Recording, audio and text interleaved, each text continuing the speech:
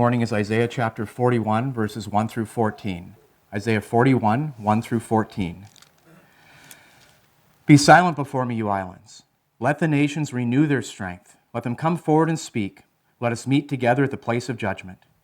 Who has stirred up one from the east, calling him in righteousness to his service? He hands nations over to him and subdues kings before him. He turns them to dust with his sword, to wind-blown chaff with his bow. He pursues them and moves on unscathed by a path his feet have not traveled before. Who has done this and carried it through, calling forth the generations from the beginning? I, the Lord, with the first of them and with the last, I am he. The islands have seen it and fear. The ends of the earth tremble. They approach and come forward. Each helps the other and says to his brother, be strong. The craftsman encourages the goldsmith, and he who smooths with the hammer spurs on him who strikes the anvil. He says the welding, it is good.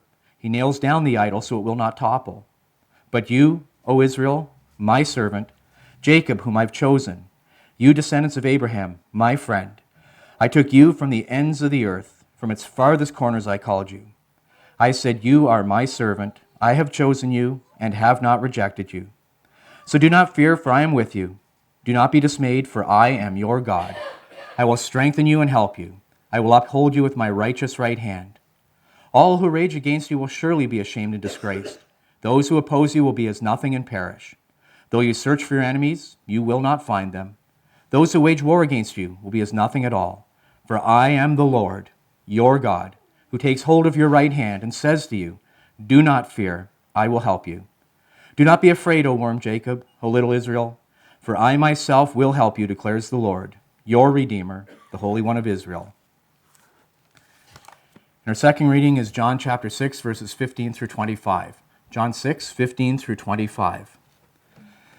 Jesus, knowing that they intended to come and make him king by force, withdrew again to a mountain by himself. When evening came, his disciples went down to the lake, where they got into a boat and set off across the lake for Capernaum. By now it was dark, and Jesus had not yet joined them. A strong wind was blowing, and the waters grew rough. When they had rowed 3.5 miles, they saw Jesus approaching the boat, walking on the water, and they were terrified. But he said to them, it is I, do not be afraid. Then they were willing to take him into the boat, and immediately the boat reached the shore where they were heading.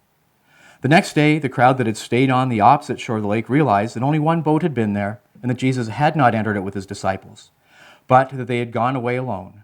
Then some boats from Tiberias landed near the place where the people had eaten the bread after the Lord had given thanks. Once the crowd realized that neither Jesus nor his disciples were there, they got into the boats and went to Capernaum in search of Jesus. When they found him on the other side of the lake, they asked him, Rabbi, when did you get here?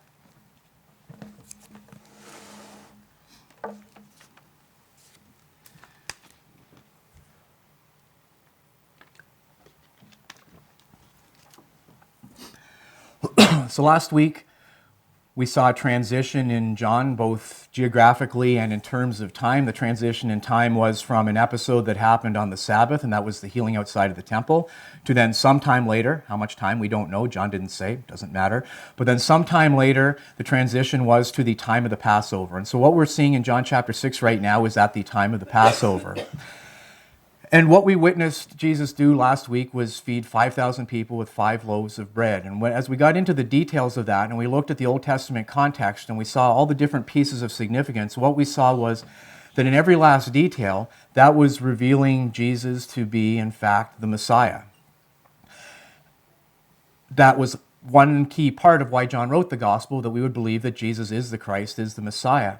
But we also noticed that John the Apostle, in writing this chapter, inserted a little note to us, the reader, to point out to us that all the things that we're seeing taking place here in John chapter 6, at least that's what he's saying explicitly, not only did Jesus foreknow these things were going to happen, but in fact he foreordained them. And so the other thing that we saw was that what Jesus did last week was demonstrate that he in fact is the Son of God, that he's God come in the flesh. And because all of this took place on the Passover, and we noted that the things that Jesus did specifically here tied in specifically to the traditional Passover readings, so that it was completely obvious to everybody there who Jesus was. He was the Christ, the Messiah. The Messiah means the anointed one of God. So what that means is, recognizing him as that one, they were ready for him to be king. And in fact, they were ready for him to be king now, because as we read in our first verse this morning, verse 15, Jesus, therefore, perceiving they were intending to come and take him by force to make him king, withdrew again to the mountain by himself. So let's notice, first of all, Jesus perceived this. So we could have just translated this, know this, because that's the word, and there's a couple of words, you've heard this before, I'm sure, multiple times from me and from others. Pastor John has said it too. There's a couple of words in the New Testament that refer to knowledge. The one that's used here is of a deep and intimate and personal knowledge. In other words, Jesus understood this. It wasn't a hunch he had, but Jesus knew that they were getting ready to come and take him by force. They were going to seize him and make him their king, and they were going to make him their king now. So he diffused the situation by withdrawing back up the mountain. The fact that he perceived, that he knew, that he understood what they were going to do before they even did, it shouldn't surprise us. Remember last week, he knew what they needed before they even asked, and so he already had wheels in motion for feeding them with the bread. But we go back to John chapter 2, where we read this about Jesus. But Jesus, on his part, was not entrusting himself to them, for he knew all men, and because he did not need anyone to bear witness concerning man, for he himself knew what was in a man. And as the writer of Hebrews puts it, speaking of Jesus, he says, there is no creature hidden from his sight, but all things are open and laid bare to the eyes of him with whom we have to do. So there was no fooling him, there was no catching him in a trap, because he knew what was in everyone's heart. He knew what they were going to do before they even did it. And interestingly, that they were going to take him by force and make him king. That almost seems a little bit ironic that the one they're going to lead, they're going to seize him and force him now to be king. The reason for that, and we see hints of this popping up along the way through John and also the other three Gospels, that there was a brewing revolution. There was already a sense in Israel of revolt that was percolating up here, up there. The people wanted to revolt against Roman rule. And so here was their opportunity. If Jesus was the Messiah and they recognize all signs point to yes, that that's who he is, then now is the time to start the revolution against Rome and get rid of Pilate. So that's what they were planning to do. Jesus knew that, and he withdrew to diffuse the situation. But probably they weren't especially interested in Jesus as Messiah as much as they were interested in him as feeding them, because they didn't have to eat the bread today by the sweat of their brow. They sat back and he gave them all they could want and fish to go along with it. Now, who wouldn't want a king like that? Sit back, do nothing, and just eat your fill and get fat and lazy, and that's what they wanted. And we see that as we move ahead in the next few weeks through what was going on. So that happens. Jesus diffuses the situation, some time passes, and at that point he knows it's time to make the escape from there. And so in verse 16 and 17 we read, when evening came, so some time passed, situation diffused a bit, his disciples went down to the sea, and after getting into a boat, they started across the sea to Capernaum. If we were to look at Matthew's account of this feeding of the 5,000, he adds this other detail that John doesn't, and that's this, that immediately Jesus made the disciples get into the boat and go ahead of him to the other side while he sent the multitudes away. So we see Jesus sending the multitudes one way, and we see him sending the disciples another way. But the key thing for us to remember here is they didn't go on their own initiative. So as we go through the details of what happens next, we have to remember that Jesus sent them into this situation not only foreknowing all that was going to happen, but foreordaining all that was going to happen. And it's a really key thing that we need to know. So where were they? Well, last week we looked at this map, kind of simply drawn. Probably could have drawn a better one by myself, but that's okay. Actually, I probably couldn't. So they came from Jerusalem, went to the Sea of Galilee. The New International Version translates it as the lake, which is fine. Basically, it is a lake. It's a freshwater lake, but that's kind of semantics. And they crossed to Bethsaida up there, which is where the feeding of the 5,000 took place. And then we just read that Jesus sent the disciples on ahead in a boat, be a small boat, over to Capernaum, over there towards the left. So fairly short. If we think about the geography of the lake itself, it sits about 700 feet below sea level. So the air there is quite dense, being that low. It's roughly about 8 miles wide at its widest. So if we look here at Magdala and over there, the Gerasene territory, you're looking at about 8 miles across, roughly, give or take a bit. It's a little more than 12 miles long from top to bottom. And it's quite deep in spots, as deep as 200 feet. So for a fairly small lake like that, that's relatively deep. So you might look at this and wonder, well, if Jesus is trying to make a retreat, if he's trying to get the disciples away from the crowd, it's not really all that far to Capernaum. First of all, why didn't he and the disciples just walk there at night and slip away into the night? And even so, why is going there any kind of measure of getting away? And we know that he really knew what was going to happen next anyway. Because you might think, why can't the disciples just walk around the shore? Well, you can't because of the terrain. So if we look at this three-dimensional map of the area, notice the obstacles standing in your way if you wanted to walk from Bethsaida to Capernaum. First thing you'd have to do is cross the Jordan. That ought to bring back for us memories of when we looked at Jericho and the conquering of the Promised Land. We saw pictures of the Jordan, and we saw what it's like at times and how difficult it would be to cross. So you've got that issue. Even if it was the dry season, you can see some other creeks shown in there, so you've got all these water crossings you'd have to make. But never mind all that. I don't know if you can quite make it out where you are, but around where Capernaum is, it's sitting at the base of cliffs. So you've pretty much got this wall like this that you're stuck with trying to get through cliffs. And so it just is not really practical unless you've got some good technical hiking and climbing gear to do that. So as short as the distance is, it's really not a practical walk. So it makes sense that he would retreat there. But remember that Jesus sent his disciples ahead knowing everything that was going to happen, and that was intentional because he has lessons to teach them and lessons to teach us. And what he sent them into wasn't just the Sea of Galilee, it was into the storm. So as we read on, after getting into the boat, they started to cross the sea to Capernaum, and it had already become dark. Okay, so you're out on this pretty big body of water in the dark with your tiny little rowboat, making your way across. Jesus hadn't come to them yet. They're on their own, and now the sea is starting to stir up, and the wind is starting to blow. Remembering back to verse 6, Jesus himself knew what he was intending to do. He sent them into this storm. Because of the geography, the sea's location makes it subject to sudden and violent storms. Because the wind comes in from the east, drops over the mountains, plunges down, the air is extremely dense, you get temperature inversions, and storms just whip up really, really quickly. There is a picture of waves starting to whip up on the Sea of Galilee. There you can see the cliffs in the background where Capernaum would be. So this is what you're looking at as the storm is starting to whip up. You want to be out in that little rowboat? I probably don't. I'm not afraid of the water. So this painting from 1695, Christ in the Storm of the Sea of Galilee, basically that's what they were contending with, a nice little boat like that in the midst of a raging storm. That was a literal storm for them. This is meant from a teaching perspective from Jesus to represent the storms that we face in life. Ever feel like life is like that for you? How do you cope with that? Well, you can't obviously cope with that. It's far more powerful than you, and we all know the power of water and what it can do. Jesus, though, not only sent them into the storm, he delivered them through the storm. And there's a key word there, is through the storm. So as we read on in verse 19, when they therefore had rowed about 3 or 4 miles, let me back up. How fast do you think you're rowing in water like that? I don't think you're even doing a mile an hour. So that 3 or 4 miles, you're looking 6-8 hours. So through the whole night. Imagine rowing as hard as you can and making very little headway in that. Imagine minute by minute, hour by hour as it drags on, you're in the dark. It doesn't matter if there's a full moon, there's not a full moon in a storm, the clouds covered it. So you're pitch black, you've got no light, the sea is crashing around you, and you think you're making progress, you don't really know. This dragged on, kind of like the trials in life seem to drag on. They hit and we want them over now, but they don't seem to be over now. They go on and on and on. But remember, it was Jesus who sent them into that storm, and as we're going to see now, it's Jesus who delivered them from that storm. So this is going on. It's been going on probably 6 to 8 hours. And they beheld Jesus walking on the sea. Okay, things get from bad to worse because people don't walk on water, and especially they don't walk on really stormy water, even if they could walk on nice calm water. So now what's going on? Are they hallucinating? What is happening? So they're even more frightened now. But Jesus said to them, "It's I, do not be afraid."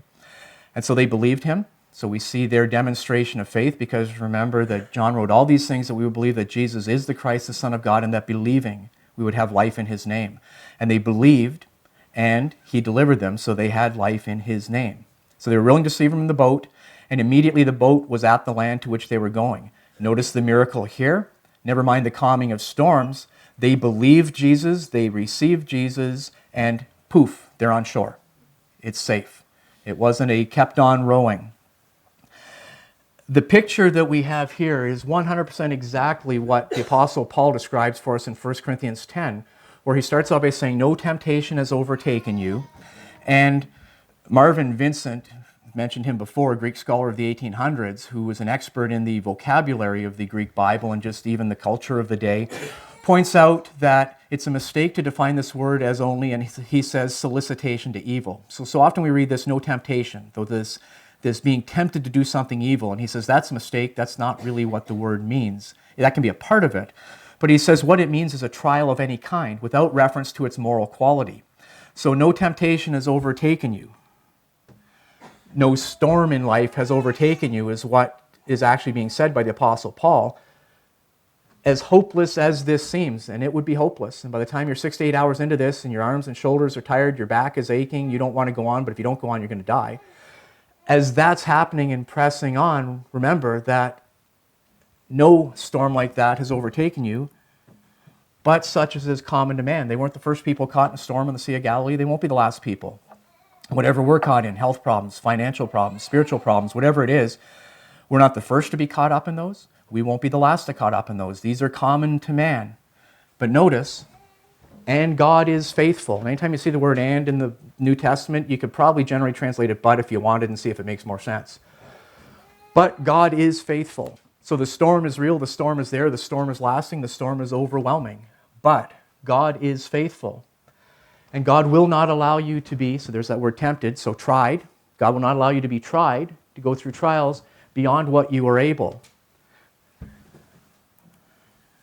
They did that through the night, and were they able to make it out the other side? They were. So whatever it is we face in the way of trials, we may not feel capable, they didn't feel capable, but God knows what we're capable of far more than what we do. He knows where the boundary is, and He'll never let us be pushed past that boundary, even though sometimes it feels like it. So God will never allow you to be tested beyond what you're able. The storm will maybe right at the breaking point, but will never push you past the breaking point. And with the trial, God will provide the way of escape also, that you may be able to endure it. So the endure it part means you may be in it for the long haul. So the way of escape, if we're going to translate that word literally, that's egress. Those of you know your construction. If you're going to put a bedroom in the basement, what type of window you need? A window that provides egress, a way out, a way to escape in an emergency. So that's the picture there. And in classical Greek of the day, it was actually used in nautical terms for a landing place. So there again, what do we have? Jesus walked on the water, came to them after they had been going through this storm for about 6 to 8 hours. He provided the egress. He brought them safely to the other side. In the end, they were not overwhelmed. And that's the picture for us in our trials. No matter how long they seem to drag on, no matter how overwhelming they seem to be, it's the Lord who sent us into that. It's the Lord who's going to deliver us out the other side. And He knows more than even we do what our limits are. And He won't let us be pushed beyond our limits, even though we know it feels like it does.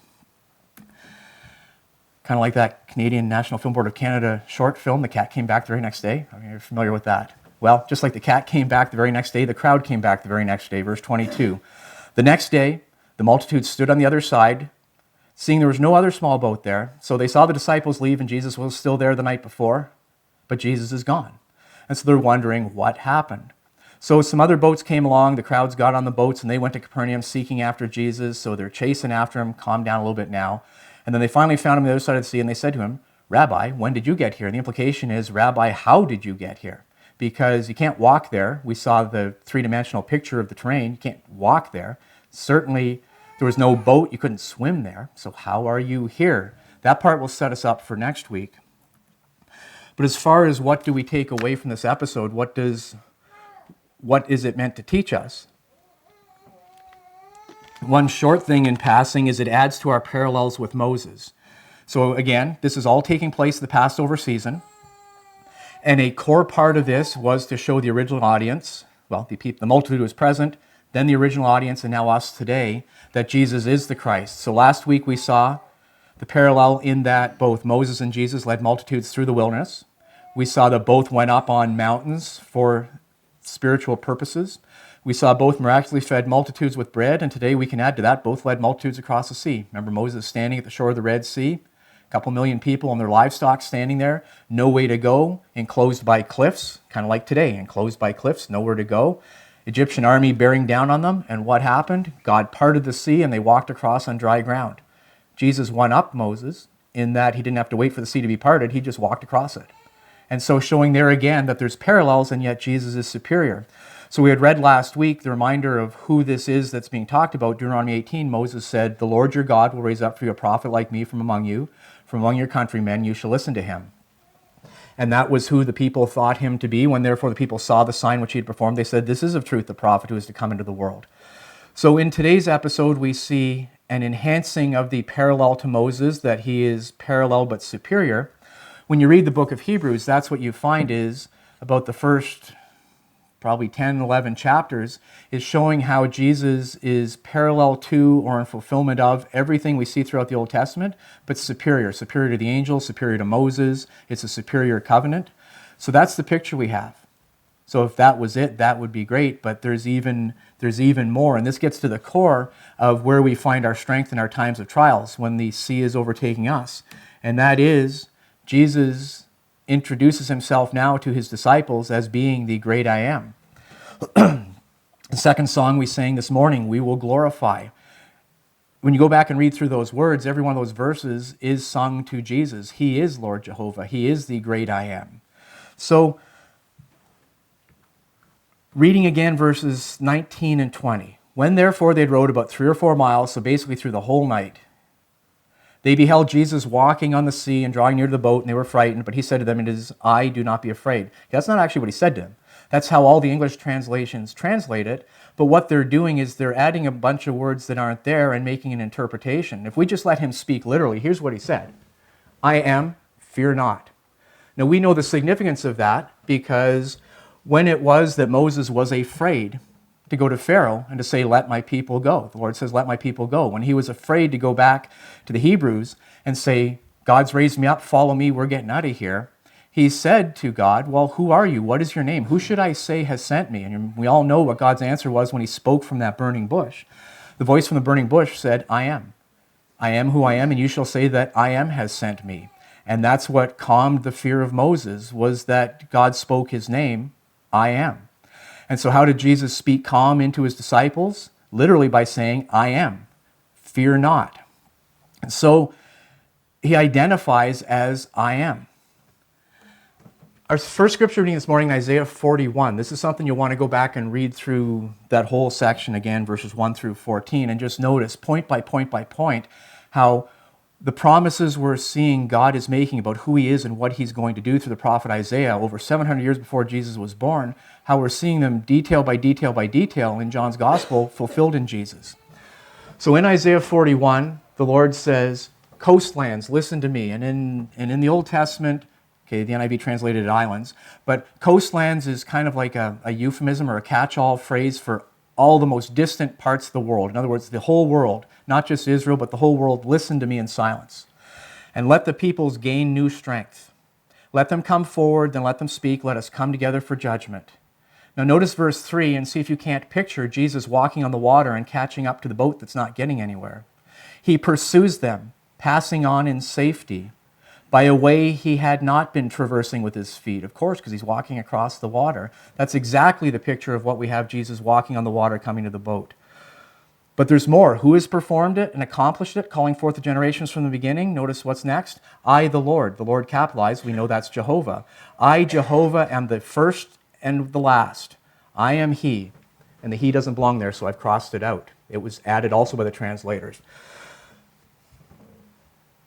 "He pursues them, passing on in safety by a way he had not been traversing with his feet," which is exactly what Jesus did in demonstration of fulfillment of this. And then he says, "I am Jehovah, I am the first and the last, I am." Beginning of Revelation 1:17, Jesus identifies himself as being the first and the last. Revelation 22 at the end, God's kingdom has come, and Jesus identifies himself as being the first and the last. So when we look at here in Isaiah 41, how does God, Jehovah God, identify himself? As "I am," as Jehovah, his personal covenant name. And as we bring this out of the Hebrew, because remember the superstition of the Jewish people that they wouldn't pronounce the name of the Lord, his proper name, because they were so afraid they might accidentally take it in vain that they never used it again, which to me is the greatest example of taking the Lord's name in vain or emptiness that you could have, is never using it. That's as empty as you get. But with that in mind, both how they would read it in Hebrew would be Hebrew for the Lord. How it was translated into the Septuagint, the Greek Old Testament at the time, was the Lord. And interestingly enough, that the Apostle Paul, when he refers to Jesus, refers to him in the exact same construction as this in the Greek, as the Lord, which means every time the Apostle Paul in his letters refers to Jesus as the Lord, he's calling him Jehovah. And we can't miss that. So Jesus identifies himself to them as the great I am, but he doesn't just do that, I am. He also says, fear not. Because he is the great I am, because he is the sovereign and loving God of the universe, we shouldn't fear. So looking at the other verses in Isaiah 41, who has performed it and accomplished it, calling forth the generations from the beginning, I, the Lord, am the first and the last, I am. So we pick up with that. Then verse 9, you whom I've taken from the ends of the earth and called from its remotest parts, because that's us, we're not from the nation of Israel, and said to you, you are my servant, I have chosen you and not rejected you. Notice there's both sides of that coin. Not only does God choose us, but he doesn't reject us. And we'll see that language coming up with Jesus later in John. Verse 10, do not fear. Fear not. Remember Jesus' exact words, I am, fear not. Verse 10 of Isaiah 41, do not fear, for I am with you. And Jesus was with them. In the midst of the storm he sent them in. When they needed him, he was there. Do not fear, for I am with you. Do not anxiously look about you, for I am your God. I will strengthen you. Surely I will help you. Surely I will uphold you with my righteous right hand. And what happened when he appeared to them walking on the water and he said, fear not, I am? They were on the other side. So verse 14, do not fear, you worm of Jacob, you men of Israel. I will help you, declares the Lord, and your Redeemer, the Holy One of Israel. That's who Jesus is, our Redeemer. So that whole entire picture in there of Isaiah 41 of who God is and what he does for his people, Jesus summed up when he walked on the water and delivered his disciples from the storm. I am, fear not. Jesus is saying, I'm that. I'm the God you know from Isaiah. So what do we take away from this? Well, it's not surprising that what we saw today builds exactly and directly on last week. So let's remember how we left off last week. The charge for the week last week was Isaiah 30, verse 18. And therefore the Lord waits to be gracious to you. Therefore he waits exalted to show mercy to you. Remember, the context was that the people were under oppression from Assyria. And God was waiting, wanting to be gracious to them, wanting to show mercy to them, wanting to deliver them, but they didn't want it quite yet. They wanted to fix their problems themselves. So rather than turning to the Lord in faith, rather than waiting for him in patience that he would, when the time is right, deliver them, instead they trundled off to Egypt and made an alliance with Egypt. So that was fine. You want Egypt to help you? Go ahead and have at it. Let's see what they can do. And God sat back waiting. And the picture there was for us that, yes, go to the bank for loans. Yes, go to doctors. Do these things. But make sure that what we're doing is we're going to the Lord first, and we're seeking the Lord, and we're waiting for the Lord. And when the storm is raging on 6 to 8 hours for the whole entire night, and our arms are getting tired and we can't go on, wait for him, because he's waiting to show mercy.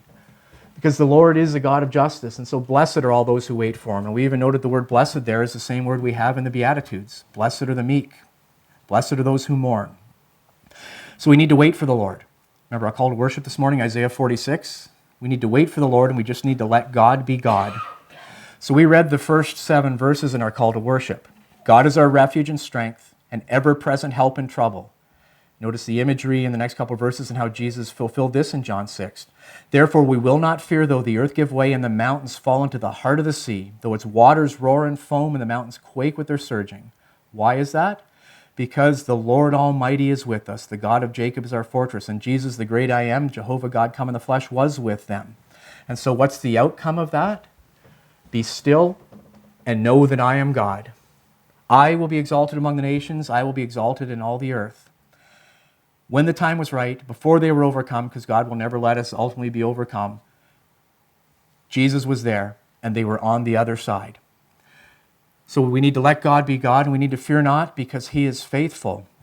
There's a side thing we could have gotten into this morning.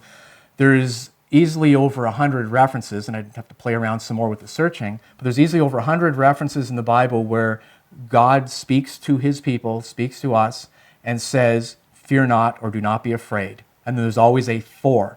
So do not be afraid because of this, because of that. And basically it's do not be afraid, for I am the Lord. So verse 19, when they therefore had rowed about 3 or 4 miles, they beheld Jesus walking on the sea and drawing near to the boat, and they were frightened. But he said to them, I am, fear not. They were willing to receive him. There's that faith. They waited for the Lord. They let him be the Lord. They received him into the boat, and poof, they were on land. They were there. Picturing, again, what Paul says, and I read this earlier, but the more we read it, the better off we are, because it makes our trials a little bit easier to endure when we have a proper perspective.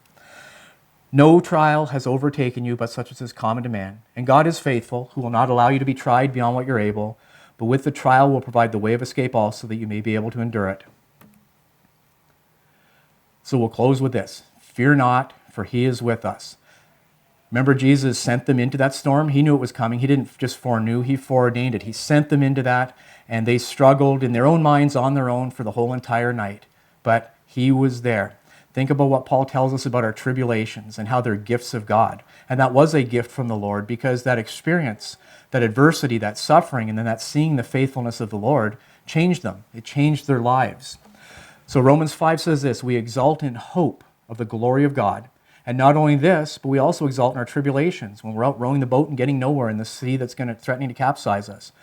We also exult in our tribulations, knowing that tribulation brings about perseverance, and perseverance proven character, and proven character hope, and hope does not disappoint, because the love of God has been poured out within our hearts through the Holy Spirit who is given to us.